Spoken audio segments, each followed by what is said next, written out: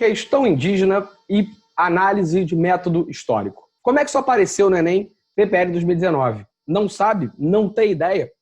Então vem comigo, vamos resolver mais uma questão de prova no nosso bloco Enem PPL 2019. Vamos à questão de número 49, então. Vamos a ela, olha só. Para dar conta do movimento histórico do processo de inserção dos povos indígenas em contextos urbanos, cuja memória reside na fala de seus sujeitos, foi necessário construir um método de investigação baseado na história oral, que desvelasse essas vivências ainda não estudadas pela historiografia, bem como as conflitivas relações de fronteira daí decorrentes. A partir da história oral, foi possível entender a dinâmica de deslocamento e inserção dos índios urbanos no contexto da sociedade nacional, bem como perceber os interlugares construídos por estes grupos étnicos na luta pela sobrevivência e no enfrentamento da sua condição de invisibilidade. Beleza? Tranquilo. Agora o que o Enem está pedindo para a gente? Vamos lá.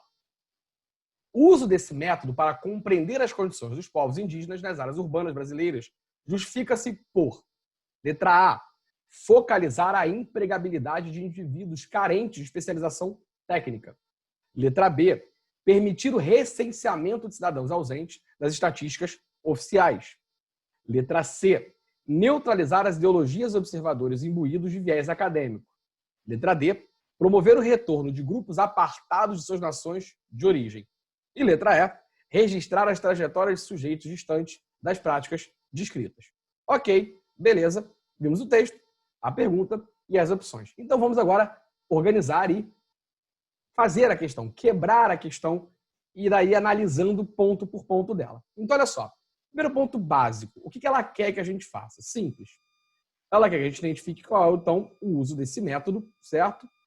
Que é usado para compreender as condições, justifica-se por. E aí, então, nosso primeiro ponto-chave aqui é o seguinte. Qual o método, certo? Ou seja, se eu tenho que buscar e justificar por que eu uso o método, que método é esse que o texto está trazendo para a gente? Então, vamos ao texto. Para dar conta do movimento histórico do processo de inserção dos povos indígenas em contextos urbanos, cuja memória reside na fala de seus sujeitos, foi necessário construir um método de investigação. Pronto, achamos aqui, ó. Foi necessário construir um método de investigação, certo? Está aqui, ó, baseado na história oral, beleza? Então, olha só, o método utilizado, segundo o texto, é o método da história oral, ou seja, vamos considerar a oralidade, certo, como uma fonte histórica, beleza? Para além, somando forças aquilo que é uma fonte histórica que a gente conhece classicamente como a questão do material impresso ou manuscrito, ou, em alguns casos, a própria iconografia, certo? Ali o estudo das imagens. Não, ele está dizendo que para entender essa questão dos índios, aqui na questão, é preciso entender, abrir mão, utilizar melhor, abrir mão não, utilizar-se então do método da história oral, dessa ideia dessa oralidade como fonte. E aí, para quê? Vamos lá. Porque ele diz que esse método, certo, desvelasse, ou seja, vai desvelar essas vivências ainda não estudadas pela historiografia, beleza? Bem como as conflitivas relações de fronteiras, ele vai contando para a gente o que ele está fazendo. Ele vai mais além, então, olha só. A partir da história oral, foi possível entender a dinâmica de deslocamento e inserção dos índios urbanos no contexto da sociedade nacional, beleza?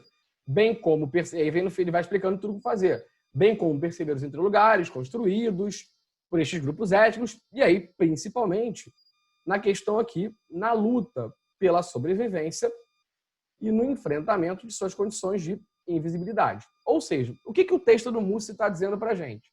Essa ideia de que trazer à baila para esse caso a história oral como método investigativo, como método historiográfico, possibilitou você dar voz a uma gama de índios, nesse caso urbanos, invisibilizados muitas vezes, porque não tratam da ideia pela linguagem coloquial, formal, manuscrita, da tal da língua portuguesa, a língua oficial do Estado, mas tem as suas questões próprias, certo? Muitas vezes não registradas, permitido, então, que você pudesse entender a dinâmica dessa população frente àquilo que eles estão vivendo no período. Então, se eu entendo isso, se eu entendo que a ideia que o texto traz é a história oral como forma de você dar voz, de você identificar uma história, uma historiografia não necessariamente registrada por manuscritos ou por fontes iconográficas, matamos a questão. Porque, olha só, quais são as opções que ele está dando para a gente? Vamos lá, comigo. Focalizar a empregabilidade de indivíduos carentes. Não estou falando de especialização técnica nesse momento. Permitir o recenseamento do cidadão. Também não.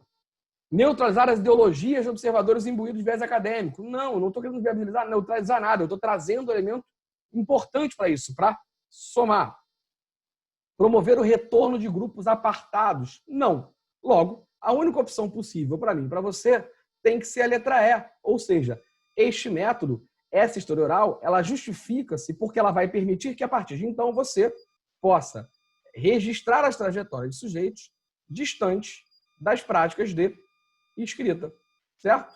Ou seja, vamos discutir aqui nós dois mais uma forma de fonte histórica, certo? Histórica, que é história, na verdade, que é uma ciência com múltiplas fontes, sabendo analisá-las, certo? Um beijo e até uma próxima questão.